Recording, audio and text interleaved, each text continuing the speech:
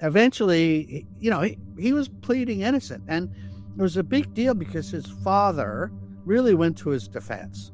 Now, we're talking a small town, where people take sides, and that's kind of the atmosphere. To think about what those women went through really is. That's one of those things that will stay with me forever. The complicating factor for me is that second one, right? Where he kidnaps the woman, rapes the woman, threatens to kill her, and that case gets thrown out. Dancers suddenly turning up missing. Gave off an impression of being mild-mannered.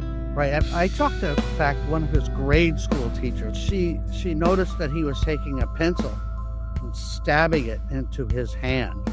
Hansen was arrested in 1983. He later pled guilty to 4 murders and several other felonies, but is believed to be behind the deaths of 17 women. He essentially came to me and said, there's something we got to work on. It's going to be a movie. So you've been on this case since the 80s? Yeah.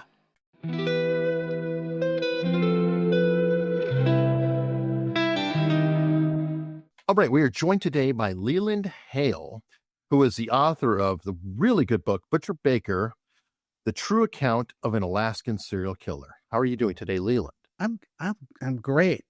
I'm great. I was on a road trip and went to Canada, managed to cross the border both ways, no problem. I'm here.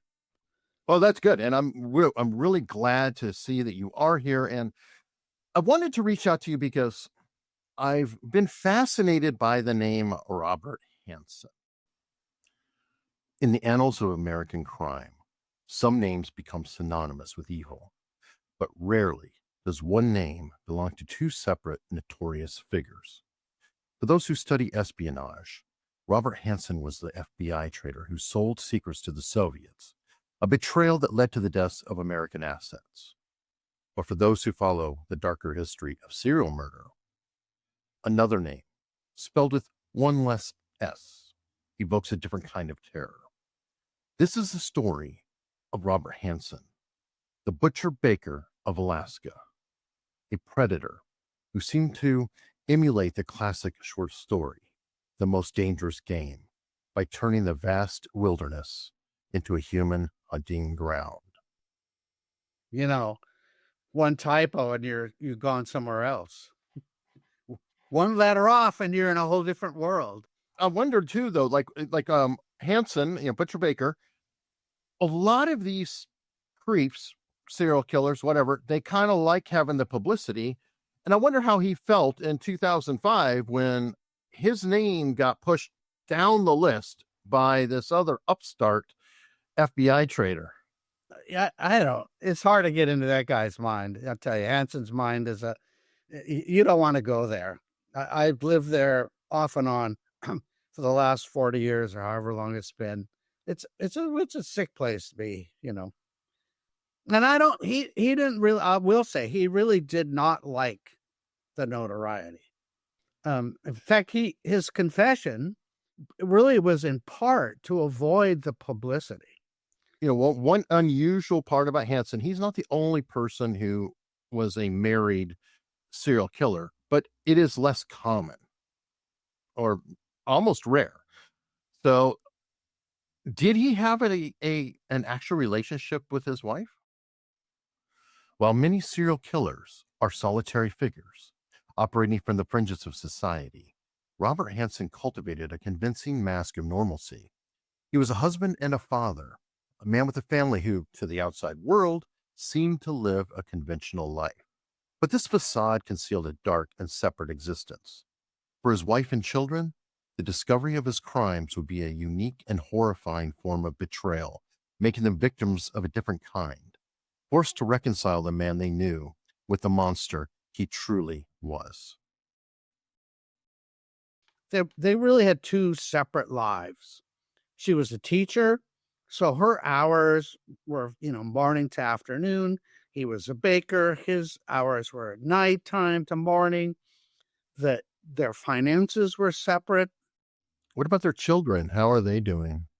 They've forged separate lives and separate identities. Sure. And There have been multiple attempts to contact them, certainly by me and by various producers. They don't want anything to do with that. I understand that completely. I could never imagine. And there's an individual out there, Dennis Rader's daughter, who has written about, essentially having to cope with that. And I don't think any human being should have to. In my opinion, his wife has children are victims as well. On February 25th, 2005, when I found out my father was arrested, this place became not my home, and no one ever slept in my house again. Well, they are. They definitely are. And it's hard for them to understand, right? During one of his initial arrests, back when he was, I believe when he was arrested for larceny in a building, when he was stealing a chainsaw, his son visited him, and there was always kind of the questions, where's Daddy? When's Daddy coming back? And those kinds of concerns. And his son particularly was, I think, closer to his dad than the daughter. But both of them, I mean, I know from Darla that when Bob was arrested, the daughter went through a lot of changes. And things like, I want to paint my bedroom a different color. No, I want to paint it yet another color. Little trying to change her environment, right? And ultimately they moved away from Alaska, and that helped, I think, reorient their lives. Well, I hope they're doing well, and I don't want to dwell on them. Let's go to the individual in question, Robert Hansen. Yeah. Who was Robert Hansen? It grew up in Iowa. Father, a baker, had the bakery in town.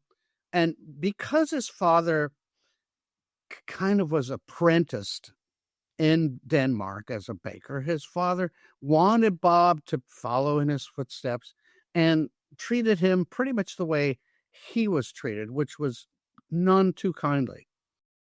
To understand the predator Robert Hansen became, one must look at the boy he was. Raised in a small Iowa town, his childhood is not a source of happy memories, but a crucible of humiliation and rage. Under the thumb of a domineering, abusive father, Hansen's youth was marked by social isolation. A debilitating stutter and a severe acne made him an outcast, a target of ridicule, especially from the girls he longed for. It was in these formative years that a deep-seated resentment took root, a quiet, burning anger against the world that had rejected him. Even with that, there was sort of an early resentment that he was working, but he wasn't paid very well, which is weird because, Iowa, he went to school with farm kids. You think farm kids don't work hard? And for not much money, but nevertheless, there was some resentment. Part of that resentment, as he got older, was sort of aimed at his younger sister, who didn't have to work in the bakery, was seemingly treated very nicely with a little more deference. But of course, his sister was a different personality. She ended up being a scholar with a PhD and becoming a professor at the Washington State University up in Washington State. So she was an officer in schools, school secretary or something like that. So she was way different, although there are some indications personality-wise, there were some similarities, certain rigidity of personality and not compassionate. But there's also the sense that the father, who was definitely unkind, to say the least, drank a lot. There was sort of some bullying of his son. And of course, the father stuttered, and so did the son. So there was a stutter in the father and the son. Interesting. Now, Right. Is it possible, I don't want to go too deep in psychology, but the same way that I understand that Robert Hansen was born left-handed, but forced to adapt to be a right-hander, like many people of that generation, was his father possibly trying to be corrective of his stutter because it was his own problem, and that could have driven things even farther? Like the father didn't like seeing that in his son. That was already something that he had an issue with. Yeah, If that makes sense. that never emerges in any of the materials that I've gone through. but certainly it's there. It's certainly there. And it wasn't really addressed, actually, his stuttering, until he was arrested for arson in a building in his early 20s. Right. I talked to, in fact, one of his grade school teachers, just to sort of get you into his early behavioral quirks. And at one point, she noticed that he was taking a pencil and stabbing it into his hand. And she had to stop him. Like, Bob, what are you doing? She didn't know why he was doing it, but I mean, that'll leave kind of a permanent, I won't say scar, tattoo, amateur tattoo, the lead in his hand. So there was just some weird. Is that like young girls cutting? Sounds sort of It similar. was before cutting, but yes, it's sort of some self-harm. Well, you're with that arson that you mentioned, and I know later on he killed I believe a dog of a victim, but was he part of that typical serial killer trilogy that was brought up by, I don't know who did it originally, might have been Hazelwood, but they very commonly light fires, wet beds, and they do things to animals. The resentments of his youth soon found a violent outlet. In an act of pure revenge against the school where he felt so tormented, Hansen committed his first major crime, arson. Hello, I would like to report a case of arson. To report an arsonist, dial 96 arson. This act, along with other early behavioral quirks, fits into a pattern of escalating pathology that criminal profilers would later identify. It was a clear sign of a deeply troubled mind, a man who sought power and a thrill from destruction, setting the stage for far more elaborate and deadly crimes to come. I have no evidence of him wetting his bed. Okay. We do know that the lighting of the fire was not just casual, it was elaborate. And he had enlisted several other kids to do it with him. One of them decided not to do it and became actually key to the solution of that crime, because he said, yeah, Bobby wanted me to go to the bus barn and torch it. And question on that, because he's not the first person to do this. I think you wrote that he was a volunteer fireman or firefighter. Yeah. And was the purpose of the fire because he liked to destroy the thing, or was he trying to be a hero? Because sometimes there have been cases where a police officer will commit a crime to solve the crime, or a firefighter will start a fire to be a hero and help put it out. So, I mean, was his motivation the hatred of the school and to destroy it, or was it to be a hero as a firefighter, or maybe a little of both? So when he talks about it, it's that he hated that school and everything it stood for. And that was him getting back at it. But he did show up at the fire, and he did get a little thrill out of it. So those two things, in other words, this sort of hatred and then the act, and then that turning into another revelation of feeling, kind of got intertwined, I think, at that point. Okay. Now, was this his first crime, or is this his first noteworthy crime where he served time? Well, so there was an incident earlier on, I wouldn't call it a crime, but where he was in the Army and he walked onto a firing range, which is live fire going on. So who knows what that was about, right?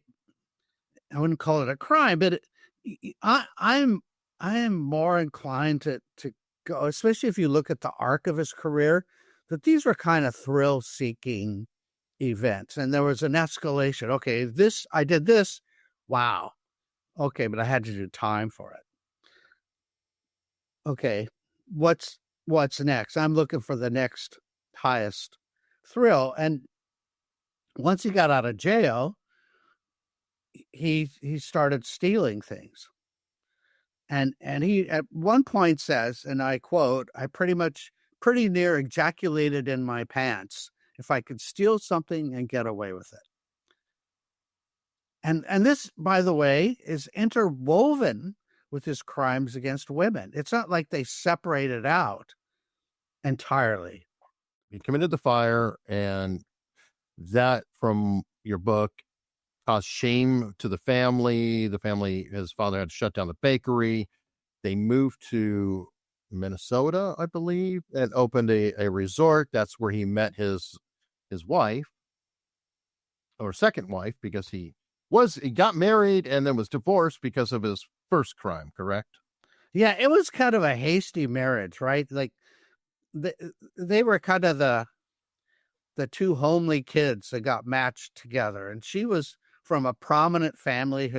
Her father did not want her to marry him, but because of the arrest, that kind of got pushed forward. He really has to marry her because that makes him look better in the eyes of the world. And so it was a hasty marriage, and it was eventually, he was pleading innocent, and it was a big deal because his father really went to his defense. Now we're talking a small town, where people take sides, and that's kind of the atmosphere. There were the people who were Bob's defenders. There were people who said, no, this kid's a bit of work. And the police chief in Pocahontas, Marvin Wiseman, was in this kid's a piece of work, and he already knew it. You told me, or I'm sorry, you wrote a couple little anecdotes that the police chief, he wasn't directly threatened by him, but there were certain actions that Hansen was doing, like showing off his skills with the bow and arrow and throwing a knife to the police chief. I don't know, again, if it's a threat or that might have helped tip him out going, this kid's a little off. So Bob, after he got back from the Army, became part of there was a police sort of corps, junior police corps in Pocahontas. And Bob sort of rose to a level of leadership there. But the cop noticed, Marvin Wiseman noticed he was hanging out with kind of a squirrely crowd and eventually pushed him out. But there were times when he would invite him into the bakery because he had a shooting range, target range set up for his bow and arrow. And, could hardly hear that, could you? And then, after the arson, they had him do a polygraph, and the polygraph guy came back and said, you better watch yourself because this kid, wants to blow up your house. How? Okay, that is a question I have, because you wrote about that in the book. What questions does a polygraph examiner ask? You're asking about a fire here. How does the chief get into the questioning? That seems kind of weird. So remember, there's other kids involved. So Bob was not alone in this. He'd plotted to blow up. They were going to blow up a water tower. Oh, there were a bunch of other crimes that they were plotting. And so naturally, the polygrapher is going to follow up on these other crimes to sort of put them in this larger context. And, how about blowing up that? How about, right? And so that's kind of how he got to the police chief. For that, he had hatred toward the police chief because, of course, he'd kicked him out of this prestigious, Bob in his uniform, being a kind of a pretend cop. Wow. Okay, no, that does make a lot of sense. I didn't realize that was part of a budding arson career that he was planning. And, remember, to some degree, this participation in this sort of junior police corps was a training ground for him as well. He started understanding police methods, police practices, which later on he applied, right? As he got to Alaska, and he's on this other quest, if you will. How do you avoid getting captured? What kind of questions do police have? What are they looking for? What can you tell them? And that was part of the cover, if you will. Okay, so let's I kind of short shrifted Minnesota. So he went to Minnesota, and I don't believe there was much that happened there. I mean, other than meeting his wife Darla, which is a good thing. But then he and Darla got together, ultimately got married when he got and he went to a banking school for a little bit, right? And then he wanted to move to Alaska. And I think he wrote in the book because going to Alaska was like being in another country without leaving the United States. Something like that. Let's actually do a little side trip back to Minnesota because Okay. I'm looking here for a second. Excuse me while I look at my No problem. notes. Yeah, 1967, while Darla was in grad school in Minnesota, Bob was arrested for stealing a softball from a sporting goods store in Minneapolis, Minnesota, 1967. Okay. So there was something there. He doesn't hit any town without doing something. Right. And remember this whole, when he gets away with stealing something, he feels something sexual. So we kind of think that's, and he himself says it was a little thing, but it made me feel like a good guy because I was on this baseball team, softball team in our trailer park and, was volunteer. And so we had to bring the balls and the bats and everything. And so it made him, look like a hero but he was busted. And then after that, they moved to Alaska. So there's kind of a cause and effect there. After a series of crimes and embarrassments forced him further and further from his roots, Robert Hansen looked for a place to start over, a place where a man's past wasn't questioned. He found it in Alaska. In the 1970s, Alaska was the last frontier, a land of oil booms and transient workers, a place physically and psychologically separate from the rest of the country. People came to escape, to disappear, to reinvent themselves. For a man like Hansen, this environment offered the perfect cover. But it was the land itself, the vast, unforgiving wilderness the locals called the bush, that would become his greatest accomplice. By the way, that's one of my sayings, that Hansen used the bush, the Alaska bush, really as his ultimate weapon. You can walk out your back door in some places in Alaska and you're in the bush. There's nothing around you. It's not like Kansas, although Kansas obviously has vast open spaces, but there's roads through those vast open spaces. Alaska only has a few roads. And there's some places where the roads may be like 10 miles long, and that's it.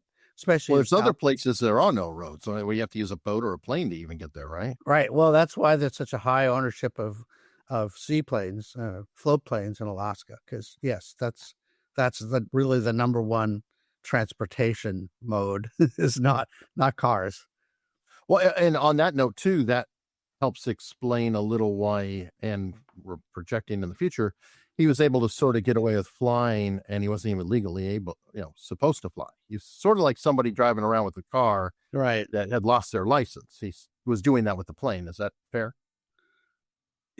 Yeah. Although, he only had the plane for about 2 years before he was arrested. Yeah, it was he parlayed a fake burglary of all his hunting trophies, which were insured for a lot of money, to a big payoff. And from that payoff, he bought a plane and he bought his bakery. So he really owned his own bakery for about 2 years. He worked for other people a lot all over the Anchorage area, and he only had the plane for about 2 years. Oh, I appreciate that. So, okay, he gets to Alaska, and it sounds like, other than his little peccadillos and hobbies, is almost a dream location for him, where everything's sort of lining up. He's able to use his skills as a bow hunter and rack up some records and quite the reputation as this super hunter. In Anchorage, Robert Hansen built a new life. He was a man with skills that were valued on the frontier. He was a talented baker, a respected small business owner. He was also a world record holding bow hunter, earning a reputation as a master of the Alaskan wilderness. These respectable pursuits provided him with a perfect disguise. They also provided him with the tools of his secret trade, a deep knowledge of the remote landscape, and a small bush plane that gave him access to areas where no one could hear the screams. moniker, and he gets a bow hunting trophy. It's a world record, disputed by some, but nevertheless, he gets that record. The parallel is he's also gainfully employed, steadily employed, because both he and his wife have a skill set where they can actually jump into Alaska and have full-time jobs right away, right? As a baker, and not just a baker, a cake decorator. He went to the Wilton School in Chicago. And that's a higher level of craftsmanship. Not So just he was a talented baker, correct? I mean, he wasn't just a baker; he really was talented. he learned from the best. It was the difficult, traumatic, really learning. But yes, he had a skill. Darla was a teacher, and so Darla was employed and very employable as well. In fact, and she was specialized too because of special ed, right? Yeah, I always think of why did you pick special ed? I know you have a husband who needs fixing. Well, she has said that, right? That she kind of thought she could fix him at different points. Yeah. I mean, obliquely, in my experience, it was. I mean, hard. not the killing. She didn't know that, but I'm just saying the getting in trouble for shoplifting and stuff like that. Well, I've never talked to her explicitly along those lines, right? I mean, I have talked to her about knowing he was in trouble, and there's limits to what even the most accepting person can believe. Sure. So she knew he was in trouble, but she didn't think it was that kind of trouble. You know what? I'm going to hijack ideas all the time, but I am very curious on that. I'm an interviewer. My job, I talk to people. And how do you talk to someone in her position? How did you prepare for it, and how did you approach it? I'm just wondering, because I think it's unusual. So mine was kind of, I would say, not head on. Mm-hmm. So when I first came to Alaska to start research on the book, I had Walter Gilmore's car, and I drove by the house because I was curious. I want to see the house. I want to see where Cindy Paulson was held. And lo and behold, it was up for sale. So I'm an interested home buyer. And so, I went into the house and I toured the house, and I had my camera and I took pictures because my wife is back in Seattle and she'd love to see the photos. And so we talked, and then we talked about religion a little bit, and I knew she was religious, and she invited me to a prayer meeting. Actually, it was a Bible study meeting. And then after that, because I knew her, I started interviewing her, saying, hey, I'm writing about this. Oh, I thought you were, she said. I was going to say, she probably, I'm sure you're not the only person who, when there had to be reporters or journalists or somebody who would kind of come by the house and ask questions. I have no idea. I mean, but she was very generous. I have a funny little story to tell about her. It's kind of, it's a Midwestern kind of thing. I'm there in the house, and excuse me, I had to make an appointment to come back. I'm not ready to show the house just yet. So I show up, and I'm sitting in the living room. She goes into the kitchen, and she comes out with this platter. And it's I could see orange cubes with, toothpicks. And I'm thinking, that is a hell of a lot of cheese. There's no way I can eat that much cheese. Lady, what are you doing? Turns out it was cantaloupe. So that was a lot easier. But it was this kind of very Midwestern gesture of welcome to my house. And we talked. And I kind of first brought it up there because, I understand there's kind of a problem with your husband, and I don't know if you own this house free and clear. And no, we're divorced. So it broached the subject very kind of gently there. My cop friend said after that he wanted me to start working undercover, which I declined, but because I really got her a lot of say a lot of stuff. Who was your cop friend? Walter Gilmore. Walter Gilmore. Okay, I was going to say. Yeah, So yeah, yeah. was he with you when you were doing that, or No, no, you no, just no. told I'm him? going to send you in there undercover. Okay. Okay, Walter. I mean, I really had to work with Walter. I had to go through a lot of, pass the tests kinds of things. I mean, at one point, my first trip out there, they took me up to Sherry Morrow's burial site along the Knik River. Mm. And you could Wow. you could drive there, roads like this. I mean, it was, and it's like, and the purpose was they were going to show me how difficult it was to find brass, Hansen's brass in the grave. And so yeah. they brought a pistol, they shot into there, and here's this guy, Raleigh Port, digging. I mean, he's on his hands and he's digging. No metal detectors? No. Because it's, we're talking, the 70s. Okay, I don't know. I 80s. literally. So asked he's him. Yeah. digging and digging, and he said, "Look what I found." And I'm thinking it's brass. No, it was a bone fragment. Oh.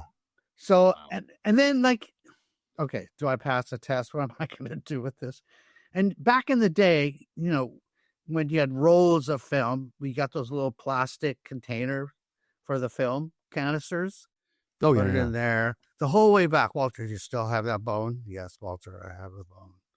So that was my sort of baptism by fire. So going kind in, of the hazing almost. it was close. And then so going into Darla's house was of a piece with that. Right? No, that's fascinating. I guess I'm going to sidetrack again. How did you decide, hey, I want to write this book? And then how'd you hook up with Walter Gilmore? That's a lot of access for an officer to give a civilian or author. They don't always, welcome people into their world. So I'd known Walter prior to this. My first wife came to Seattle to study law, decided not to study law, and became a co-director of an organization called Seattle Rape Relief, which provided counseling and sort of legal hand-holding, if you will, for victims. And at that time, Walter was the director of the Alaska State Trooper Academy in Sitka, and they hired her group to provide training for new recruits. And sort of they would do role play on how to handle rape victims. And the rape and sexual assault is a persistent problem in Alaska, especially again in the villages where there's not much law around. Yeah, you mentioned the book. It was like #1 with a bullet in the country. A very high number of sexual assaults there, which is horrible. So this goes back to my saying Seattle is a suburb of Alaska. So Walter was in Seattle quite often, and the three of us would get together and talk. He knew I was a writer, and when this case broke, he essentially came to me and said, "There's something we got to work on. It's going to be a movie." So you've been on this case since the 80s? Yeah. Wow. Okay. I did not know that you went that far back. That's fascinating. Right. So he said, and I said, "So what's it about, Walter?" And he said, "I can't tell you," which was true because he was under court orders not to talk about it. When it broke, it hit the newspapers in Seattle. I called him up and he said, "How do you know?" And it's Walter, it's in the newspapers. I'll be there in a month. So we kind of started from scratch. And then because of that connection, and I'd already known him. So he introduced me to Glenn Flothi. I got some of Glenn Flothi's materials. I got some background stuff, lots of documentation. I'm pretty much the repository for all things Hansen. At one point, public defender wanted some information about Hansen, couldn't get the records in Alaska because they'd apparently been destroyed. Okay, I have them. I have a question about the public defender, and I'm sorry, there were another one. He was or one of his lawyers. They said, Robert Hansen, lawyer in a show like Scary Bad People, Very Scary People. And the way he talked about Hansen was as if he was just another investigator or cop. He didn't feel like an advocate for the guy. It was kind of an odd representation. Was that because he was a public defender assigned to the case and Hansen said, hey, I'm guilty of everything ultimately, and so he felt free to talk? So I wouldn't characterize that as particularly accurate. Okay. Hansen had this capacity to deceive. Right. Right. He deceived the Anchorage Police Department. When Cindy escaped, he had an alibi. He got essentially one really upstanding citizen and another not quite so to verify and validate where he was. And he essentially told that same story to his attorneys, right? It was a dispute over money. And so, they believed him. And like any good attorney, defense attorney, they would rather believe their client than not. And they really want to defend their client. And that up to and including his confession. They thought that as attorneys that they didn't have, that the troopers and the Anchorage DA didn't have that strong a case against him. And so the break really came when the troopers finally put two and two together and said, those maps we found or those flight charts we found, there's bodies on there. And when they said, Bob, come spring, we're gonna go after every single body on that map, on those charts. And we're going to charge you with murder again and again and again. And one thing they knew his leverage was every time he'd been arrested, there was charges, but he never went to court. He always sort of said, okay, I give up. I confess. And so they really wanted to keep the pressure on. So in defense of his attorneys, I think they were doing their job. And again, Hansen had a really great ability to deceive people. It didn't take long for Hansen's violent fantasies to resurface in Alaska. In 1971, he began a series of brazen abductions and assaults. He was sloppy, and he was caught. But time and time again, the criminal justice system failed to acknowledge the monster in its midst. Aided by a convincing, mild-mannered demeanor and a strong support network of church friends and community members who testified to his good character, Hansen received shockingly lenient sentences. Each time he was released, he was free to refine his methods and escalate his crimes, a chilling testament to his ability to manipulate the very system meant to stop it. In 1971, I don't know how long he'd been in Alaska. I think 1971, his words was driving down the road and a attractive female was in a car next to him, looked over to him and smiled, which meant to his crazy mind that, hey, somebody smiled at me in another car. She must be interested in me. I will follow her home. That's the first known one in Alaska. So her name was Susan Heppard. She was a real estate secretary. And she sort of illustrates this, what I'll say, recurring theme with Robert Hansen, which is that he really wanted to find himself with someone who was attractive, who liked him for him, this sort of recurring, I'll say, teenage fantasy.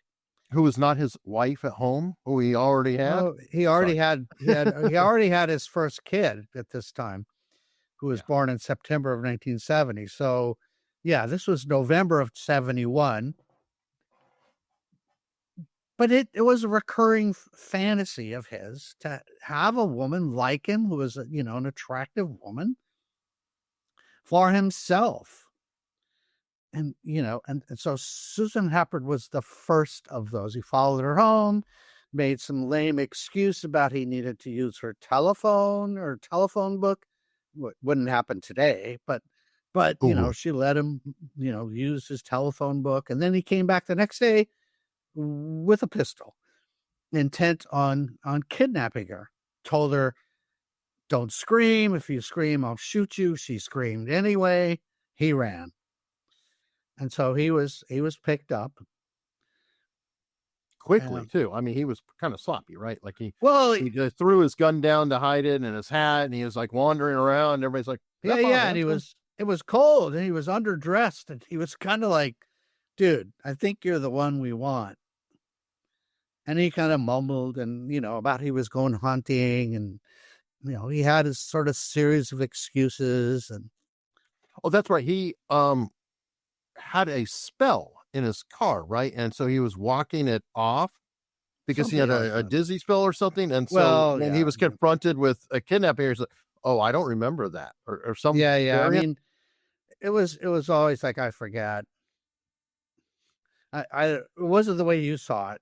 What you saw happen was not what, unfortunately for him, Susan Heppard had two witnesses or two roommates who heard her scream and looked out and saw this guy and running and all that stuff. So it was pretty clear that this was not the case. Whatever he was trying to sell did not sell very well. In short order, however, and this is the thing that always gets me, he's out on his own recognizance. And just a month later, he kidnaps another woman. But this woman is not a real estate secretary. She's a teenage prostitute. And so now, I mean, you think. And the daughter of a cop. Which is wild. And this is where, when Glenn Floethy, who sort of the Alaska State Trooper, ultimately put all these pieces together, first read this case, he said, this guy, his ability to travel, he took, Patty Roberts 123 miles south into the Kenai, could have well killed her. And so his antenna, this is early on, really was up now. Okay, this guy is really dangerous. This guy, if he can do that, and, again, out on PR. Now, question on that. Okay, so he was out on PR, which is already bad.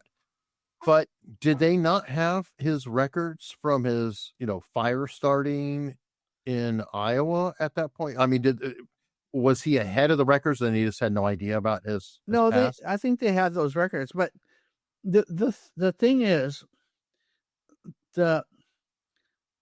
Bob's support network was very, very persuasive. He was married. He had a kid. He had a job, a full-time job, working at the Safeway bakery. His wife's church friends and church buddies all came and said, Bob's a good guy. And so, the criminal justice system looks at two things, right? Are you so bad we have to put you away forever? Or there's this quaint notion of rehabilitation. Could Bob be rehabilitated? I mean, he had seemingly all the pieces. He had a wife, a family, he had kids. He has a lot of people essentially testifying in his behalf. And remember, they do the psychiatric stuff, and those kind of emerge as kind of issues. And so you're looking at how much does it cost to put somebody away? Can we at least save a few people? Can we so rehabilitation was a big thing in those days. Try to rehabilitate. He seemed like a good candidate. He was not, right? Did you ever meet him? No. Oh, okay. I wanted to ask, and sorry to interrupt again. I didn't know if his personality kind of lent to where you felt sorry for him, or there was something about the way he presented himself that helped that as well. I know you've said he was very devious and slippery. He had figured out the language, the excuses, the background to tell the police, where they would, okay. And that was that he was kind of obsequious, humble, quiet, didn't get in their stutter face. Might have helped him a little. That helped. There was, he had kind of this fake humility that he could sort of turn on. And so all those things, and again, the community coming in on his behalf cannot be underestimated. And the judge is looking at, okay, I got all these other cases. Now, I think The complicating factor for me is that second one, right? Where he kidnaps the woman, rapes the woman, threatens to kill her, and that case gets thrown out. And it's insane. Partially because they lost evidence by a mistake made by a jailer. It was Hansen's handwriting. He wrote down some very specific information about the trooper's daughter and her family and her kid. And he conned that out of the jailer. Oh, I need that piece of paper because it's my lawyer. Well, it's not your lawyer. But so they lost a piece of evidence. And you tell this tale. I want to break it down because it is, for the audience to understand. The jailer went wrong. He found a piece of paper that Hansen was trying to hide. Yes. Which had the information, which was really damning of that the children's names and the family address and name of the victim.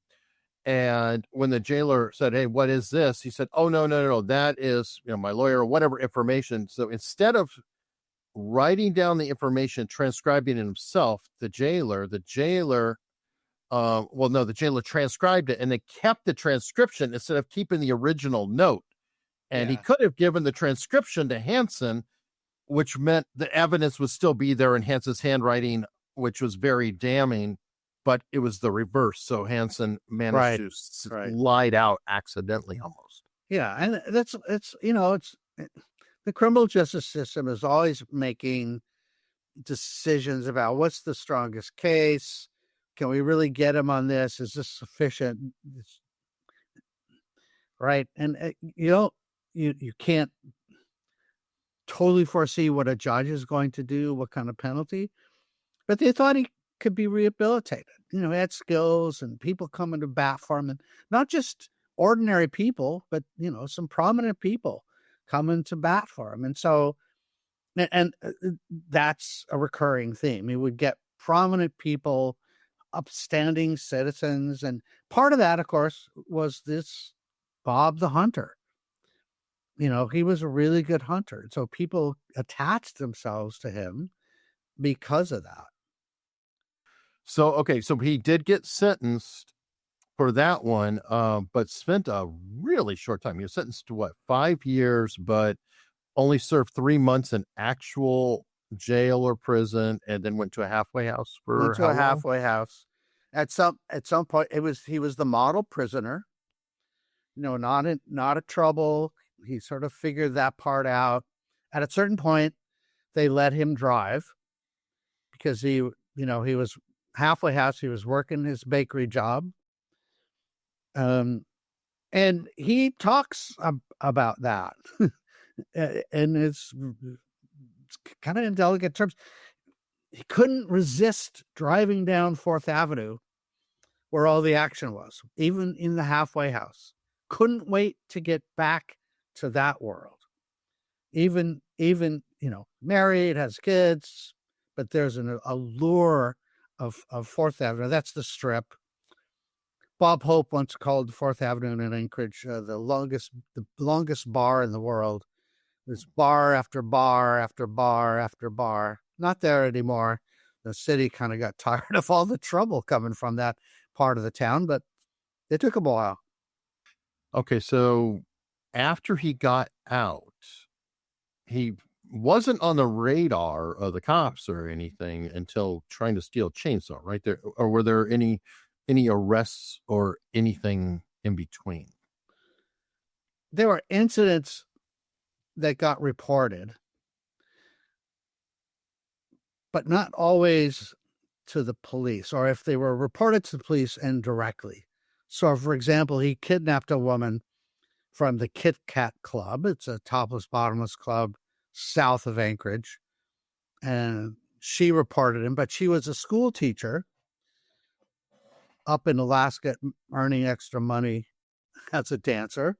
And she was reluctant to come forward. She'd lose her job, or, thought she would, but she reported it. So they were aware of that incident, but nothing came of it. Because, of course, if you don't go to the police, you don't have a victim. You have a report, from the Anchorage rape equivalent agency, All right.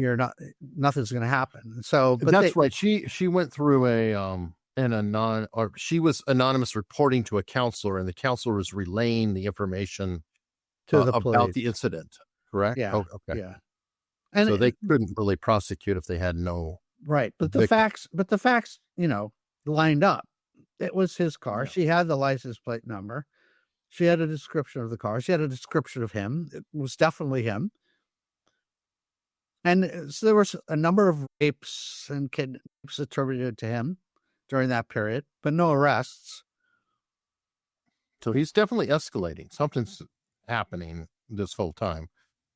Okay, so then we go to the chainsaw. Now, was his first killing was after the chainsaw incident, correct?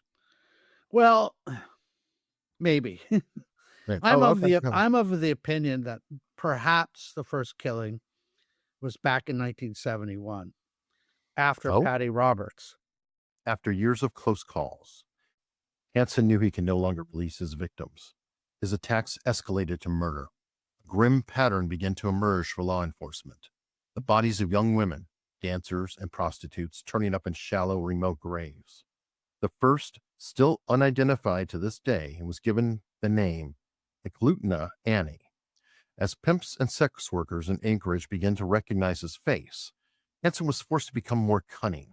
His method evolved into a sadistic ritual, fusing his love of hunting with his hatred of women. He began flying his victims deep into the bush, where he would hunt them down like animals. There was a young woman named Celia Beth Van Zatten who was kidnapped and disappeared, was found on Christmas Day, 1971. She was naked from the waist down. Her hands were bound with stereo wire. She froze to death, and she'd escaped.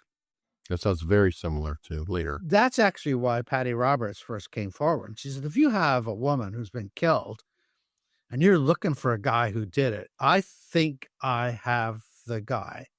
And let me tell you what happened to me. And there are definitely some similarities.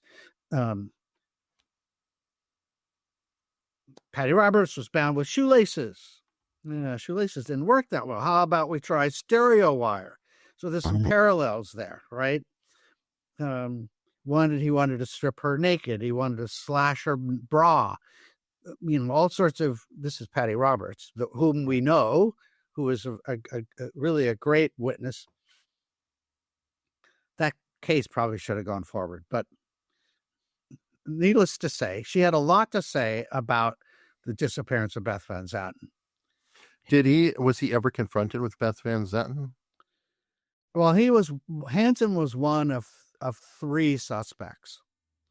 There was another guy named Gary Ziegler who was kind of a known murderer, and he kind of rose to the top. Beth Van Zatten's cousin became another suspect, and there was a lot of suspicion around him because he wasn't clear about all his stories. And so this is a case where there's too many suspects and not enough evidence in any particular direction. Well, I didn't know if later on when he was doing his allocution, if he, or confession, if he was confronted, hey, what about Beth here? Did you do this? No, I didn't do that. Oh, okay, well. So, I mean, the pattern with him, which, sort of emerged later, was if the woman was a prostitute or he considered her prostitute, he would confess. Yes, I did that. If the woman was not a prostitute, not involved in sex work, no, I didn't do that. That was his own kind of mechanical separation between the two. That doesn't mean he didn't commit those crimes. It just means he was not going to admit those crimes. Well, as a matter of fact, that's a very significant part, because those first two, where he, the real estate secretary, I believe he testified that when he went to get the phone book, she was wearing only a towel. And because she would be in front of a man wearing only a towel, then obviously that would make her a prostitute in his mind. And that's his way of reframing his guilt. Would that be fair? Like him using that principle to say, oh, well, yeah, really, no, not a nice person, just really Well, because of that.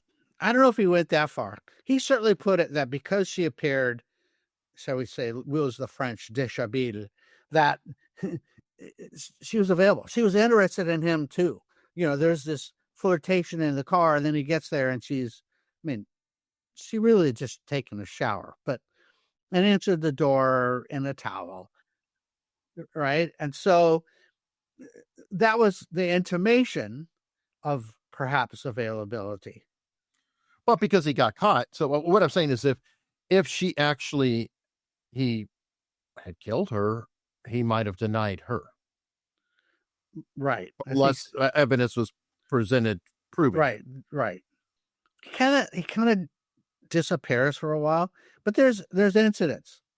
I mean, when they look back on his career, they found numerous reports of rapes or assaults or reports this guy, but nothing that rose to the level of him getting arrested or getting brought in. But there certainly were reports. There was a long, illustrious series of incidents of rape and other kinds of incidents with women, with working women, women work in the streets mostly. All right. Now his first known victim, kill, was the body was found on the power line, I believe, and has still not been identified to this day. Still, Annie, right? She doesn't have a name. Now, I want her to have a name. No, I think everybody does, and with the familial DNA, I feel like that should be possible in modern day to hopefully tie that up. So it sort of depends. There's some indication that she may have been part Alaska Native, may have come from someplace like Kodiak, may have. And so your circles get smaller in terms of like somebody familial going through. Well, have they done a genetic DNA because they've been, right. Or is that how they determine that maybe the hardest people to get genetic DNA on are Native Americans. That makes sense. Okay. Right. In fact, if somebody says, I'm sure this is improved, but that Native Americans are not keen on having their DNA done because there's such a mix of tribal affiliations, number one. And often, if they say it's Native American, that's DNA that comes from Mexico, right, or Latin America, South. Well, Inuits would be another source. I imagine up in Alaska. So it's you're going against the mathematical odds that someone in her familial group has that test taken, and and then of course now you're in Alaska, so you're dealing with a smaller population size. If her family, if she was from Alaska, that population is much smaller than someone who came from outside and up to Alaska. So I'm optimistic, but I would say guardedly optimistic. I understand. And it's possible too, depending if she was living a life and was into prostitution, that nobody would have necessarily reported her missing. And, if there's no family to claim her, I guess, that a person could technically get lost in the shuffle, which is terrible. But in her case, did she run away from it? Was she the first one that stirred up his MO of the chasing down a victim? We recognize it's sort of like in that fear moment, right? There's fight or flight. And there's a third one called freeze, right?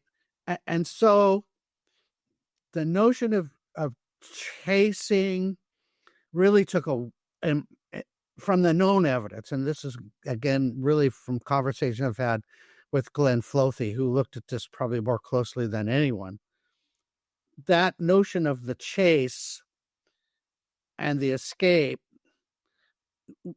in terms of the most dangerous game scenario really was really late in his career.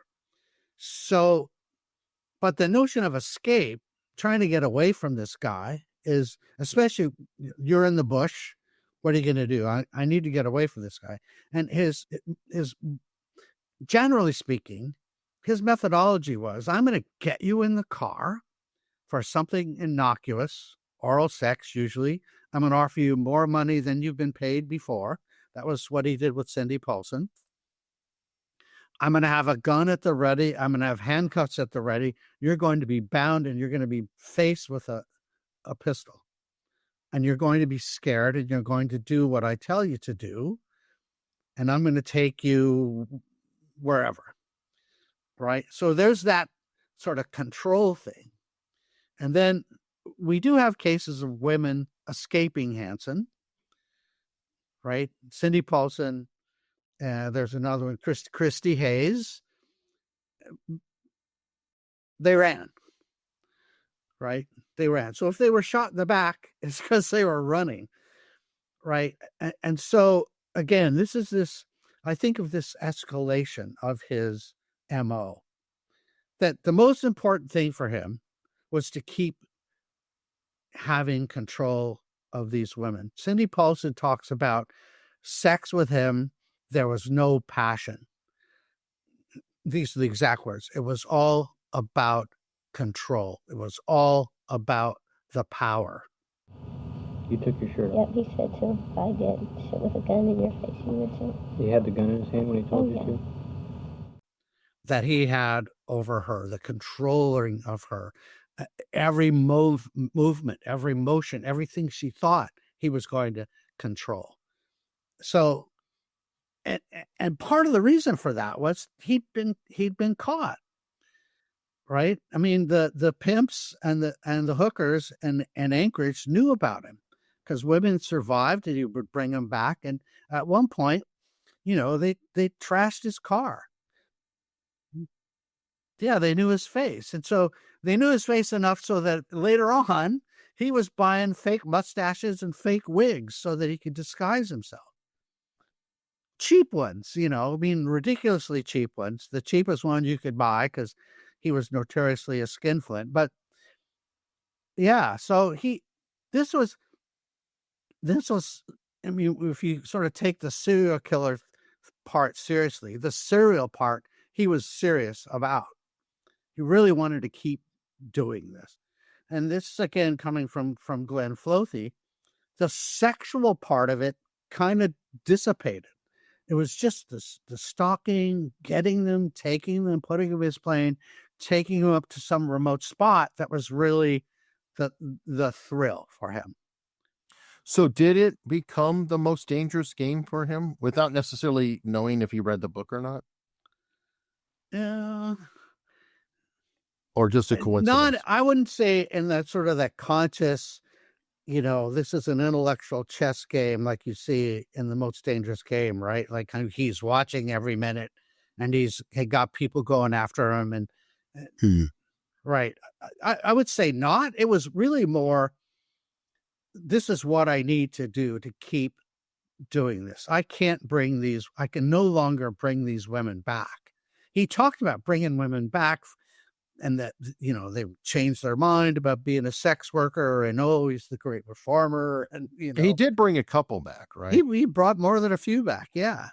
Okay. Which is a weird escalation. So is it because he was a bow hunter and actually hunted, is this just an escalation and kind of the two lives converging into hunting in the end?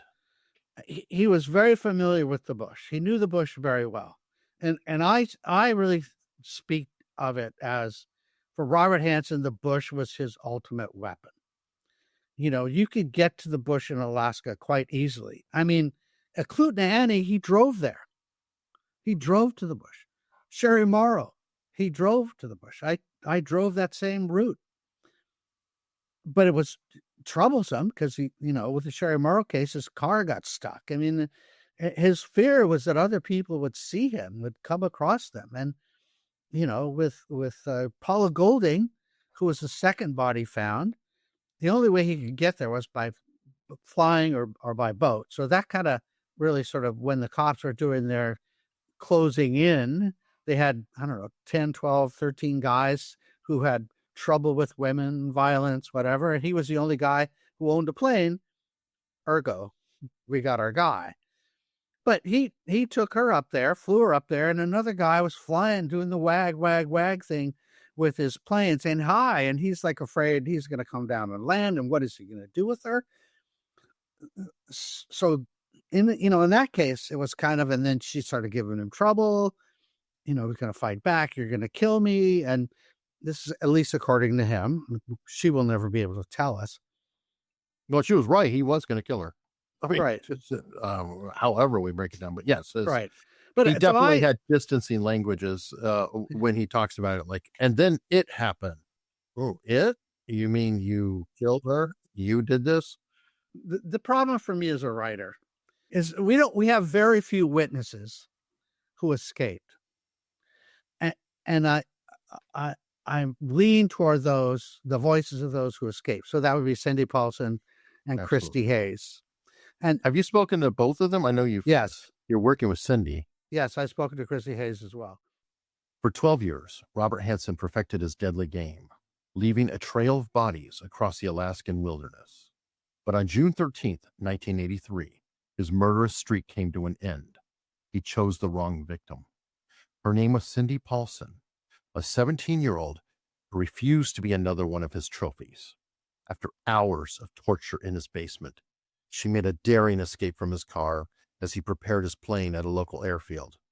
Her survival and the detailed testimony she provided to police was a single event that finally gave investigators the weapon they needed to bring the butcher baker to justice.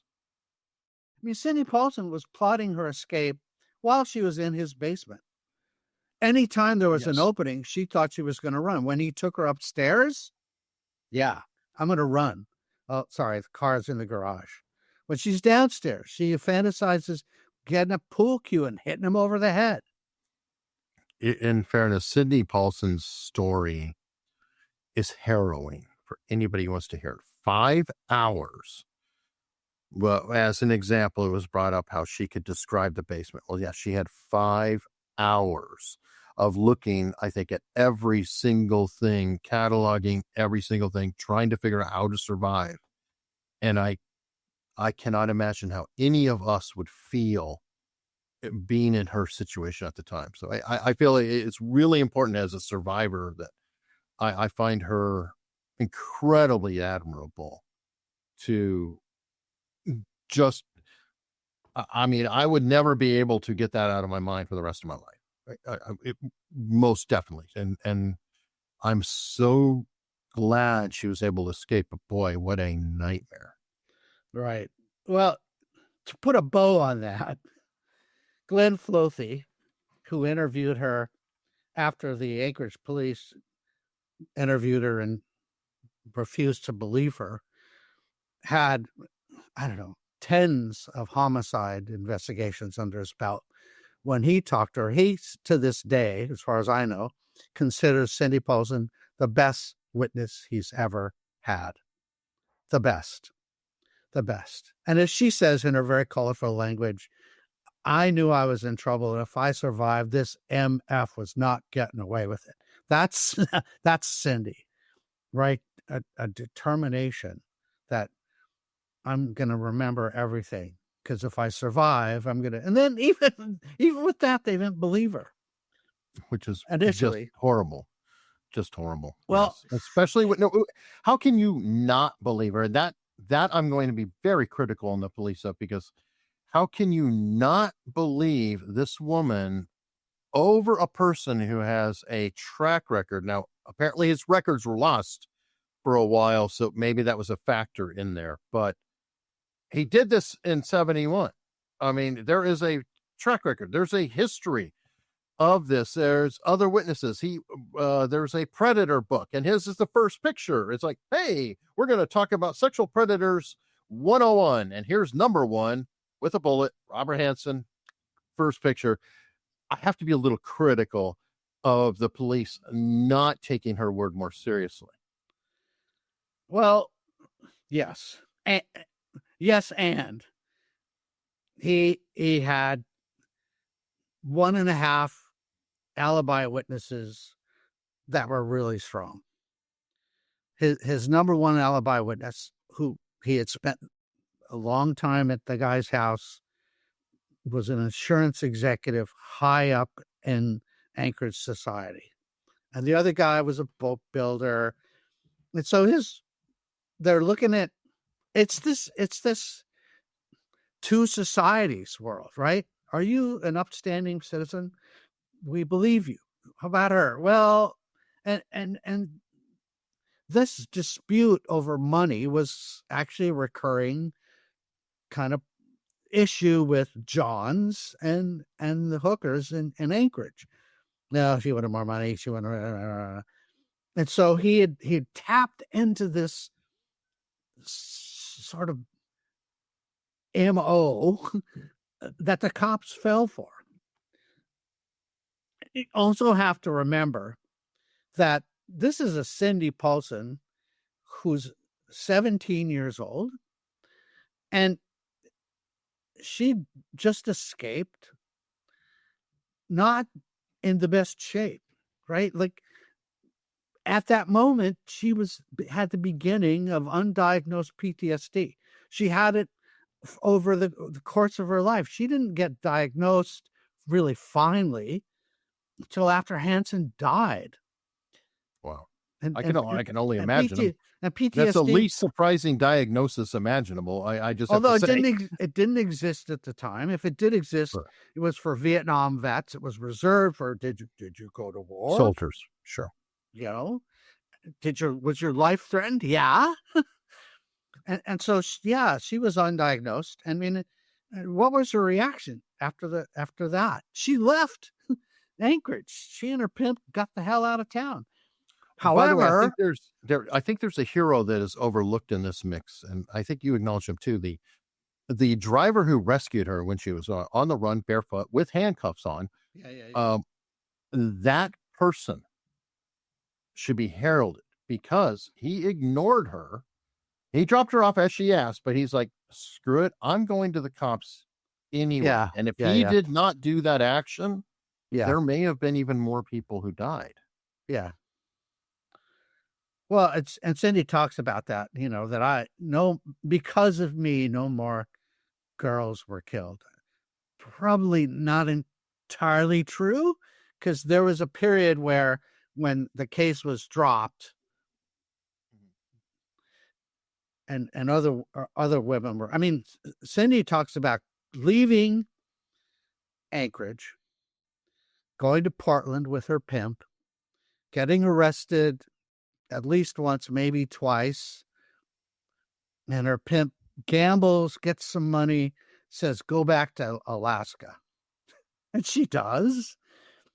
But because of the Hansen experience, she's really nervous about working in the streets, as you can imagine, you think? And she met somebody who said, why don't you work in my club? And so she started working in a topless, bottomless joint.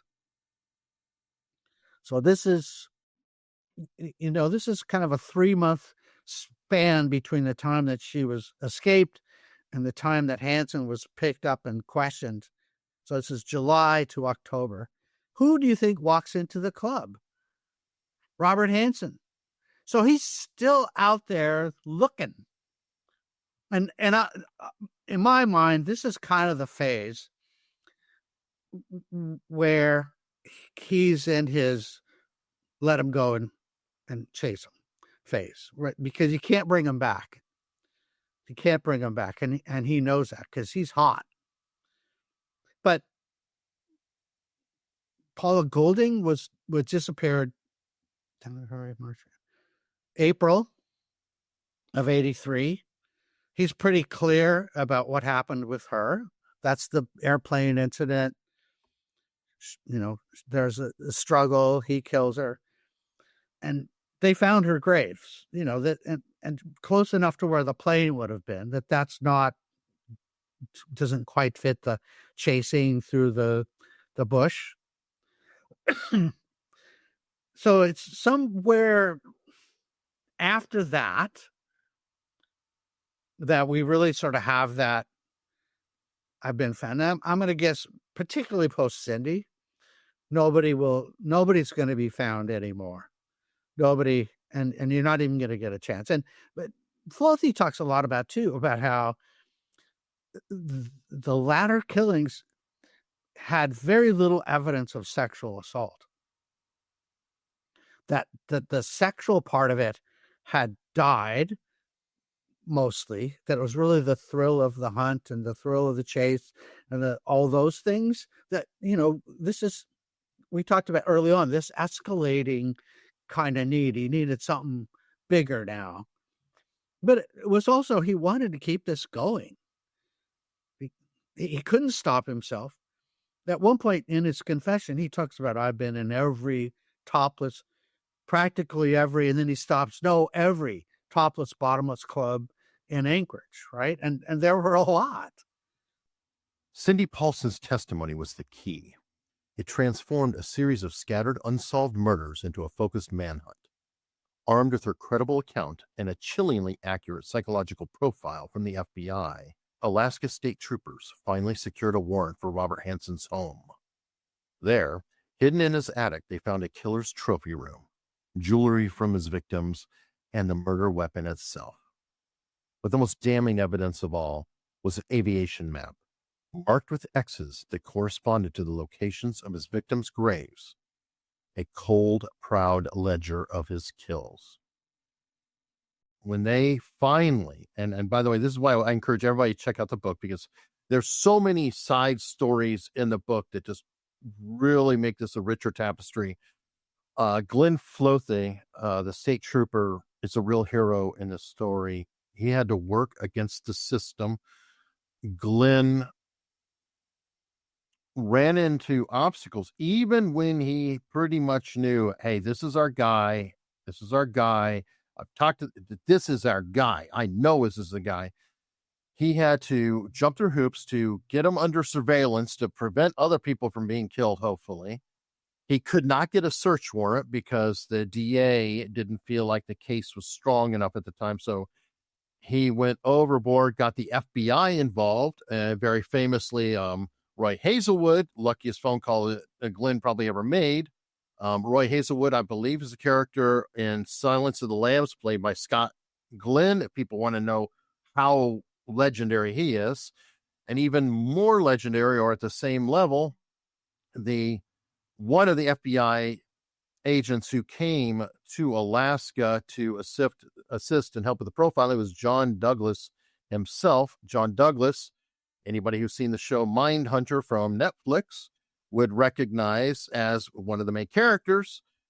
We're talking the top of the top of the top of the FBI chain. All this is covered in the book as well. But after getting the search warrant, they found, I believe it was chucked into the wall by the bed or something, a flight map in addition to the guns in the attic, and trophies. But that flight map was 24 marks, yeah. And we've only talked about a handful of these. They were able to confirm 17 kills, confronted with the undeniable evidence of his map. Robert Hansen's mask of civility finally crumbled. He confessed to 17 murders, callously trading the locations of his victims' bodies for a deal to serve his time in a federal prison. He was sentenced to 461 years plus life and died in custody in 2014. But the story doesn't end there. For decades, investigators have continued the painstaking work of identifying his victims. Most recently, using modern genetic genealogy, the woman known only as Horseshoe Harriet has been given her name back. Robin Pelkey, a 19-year-old woman originally from Colorado who grew up in Arkansas. This was the final solemn act for this woman, silenced by the butcher baker. Yeah, he substantiated 17. Okay. Part of his confession was they wanted him to address all the maps, show us where the bodies are. In fact, that following day after his confession, he got in a helicopter and they flew him up to the Knik and some of those areas where he identified spots. Sometimes, there wasn't a mark. Oh, this is another one right over here. The Paula Golding case, there's a photo of Paula Golding, and then another body marked very in close proximity, shot taken from a helicopter. But he didn't want to, we've talked about this, and I'll bring it up again. He didn't want to admit to all of them. Right. There were 3 marks in Resurrection Bay. Now, Resurrection Bay is a deep water port, Seward, Alaska. That's where all the cruise ships land, because it's really one of Anchorage, Alaska. That part of Alaska is only deep water port. There's a deep water port in Juneau and Ketchikan, but that's another part of Alaska. That's kind of the peninsula. That's the appendage. It's almost Canada. Okay. Borders Canada. So they had those marks, and the police didn't really initially think they meant anything. It's just a map and the favorite hunting spots. And then there was an aha, because they looked closely and they realized that 3 of the bodies they'd already found were identical with marks on that flight chart. And the big aha was they went to a guy named Chuck Miller, who was a homicide detective, and said, hey, the bear lady, that's what they called her, Joanna Messina, where did you find her body? And he looks at the chart, goes through the chart. Oh, there's the railroad tracks. Well, she's right here, but you already got it marked, Glenn. And Glenn said, we didn't mark that. Robert Hansen marked that. So that was their aha moment. And there was, as Floathy said, oh my God, what has this man done? Because until that time, there was not the sense that he was really the sort of prolific killer. And it was, dude, we think there's bodies at every single one of these marks. And that was really leverage that they used, because the day one of his confession, only the 4 you've got. That's all I'm going to tell you about. Made a mistake, accidentally told him about a 5th one where he dumped the body over the bridge. Okay, now we got 5. He thought he was done. And they came back the next day and said, no, Bob, you're not done. And hence that kind of argument with his own, counsel. So with the 17 being confirmed or validated or whatever, is there any chance that the remaining 7 marks are bodies still out there that have not been recovered? For sure. And perhaps all of them. I mean, Floathy did the math that he sort of came up with a number of like 32 to 35 based on his estimate of how many people he may have killed and kidnapped over that entire period. So that means, of course, implies that not all of them made the map, which is likely possible. Well, especially when you said that there's clusters, then one mark could be, there could be another person. Exactly. In one of the other marks, correct? Right. I mean, because like any good hunter, right? I mean, Hansen would talk about bear stands because he hunted bear. And probably one of the more controversial hunting things, because they'll bait the bear stand and essentially attract the bear. Not exactly a fair fight, but we'll let that go for the minute. but they will, hunters will return to certain spots where they've found game before, because animals are habitual. I have deer in my backyard. They're always sleeping at a certain spot in my backyard, in the shade, out of the sun. I can watch them sort of dig it up and make a bed. That they're habitual. And Well, so, not just animals, we are. I mean, yeah. when you go to the store, how many different routes do you actually take? Oh yeah, you should. The cell phone data, anonymized cell phone data, finds people predictable. Well, because ultimately, Mine tell me, because I have such a pattern. It just says, "Oh, are you going to the store today?" yeah. It's Well, almost embarrassing. Well, it makes sense, right? You want an efficient route. Why would you take a route that takes a half hour more? You don't. Go to the store. I want to come back. Go into the store. Want to come back. I mean, in my case, we go to the store. Some of the stores we prefer are farther away. So it's not just what route we take, it's time of day. Right? Absolutely. Want to avoid traffic. So that, yes, we're all habitual. Because, if we had to think about everything, we couldn't do anything. Valid point. Now, upcoming, I believe you're working with Cindy Paulson, the survivor, and we'll hopefully have a book coming out about her story. We're hoping to shop a book. We're also going to premiere a podcast here really soon. Oh. We just did a documentary with People Magazine. People Magazine investigates. The two of us were both interviewed. So to get her story, the survivor story. So that's coming out probably this fall. And we'll have a podcast to follow up. She and I did a lot of interviews in preparation for the book. And people keep saying, you should do a podcast. You should do it. And what's different about it is it was not intended to be a podcast. Mm-hmm. The plus is it's very conversational. We really became very good friends. And so she says it'll probably have to be marked PG because of her potty mouth. That's fine, Cindy. She's a real character. She's a real character. Well, it sounds like it. I look forward to that. I would love to see if I could interview both of you. That would be a wonderful thing in the future. By the way, a plug. I have a new book coming out called Kill Brother, Kill Sister. That's due out. Well, you can order it now. It's out in September. My first two books were, there's a sort of a cliche in true crime.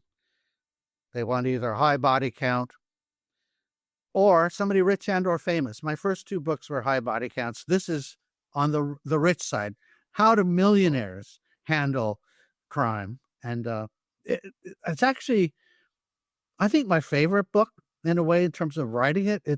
It's even more complicated than the Hansen book, because you have people with means. Mm. As an example, a guy he wants the custody of his child. There's some suspicion that he had his wife killed in a car bombing so that he could get custody of this child. At one point, he's tired of waiting for Alaska. He takes his son to Hawaii, where he lives. The authorities follow him to Hawaii, so he puts his kid on a plane and sends him to the Marshall Islands. In the south distance. At 5,000 miles. Now, it takes a millionaire to do that. Neither you nor I or anyone else without. I'm not saying you're not a millionaire, but it takes, I promise you I'm not. But it takes a lot of money and kind of a casualness about wealth to do that. So it's a different kind of story. Well, that sounds good. I will have links to both that book and, of course, Butcher Baker, the true account of an Alaskan serial killer, in the description below so people can check it out. And Leland, thank you so much. Thank you, sir. It's been great.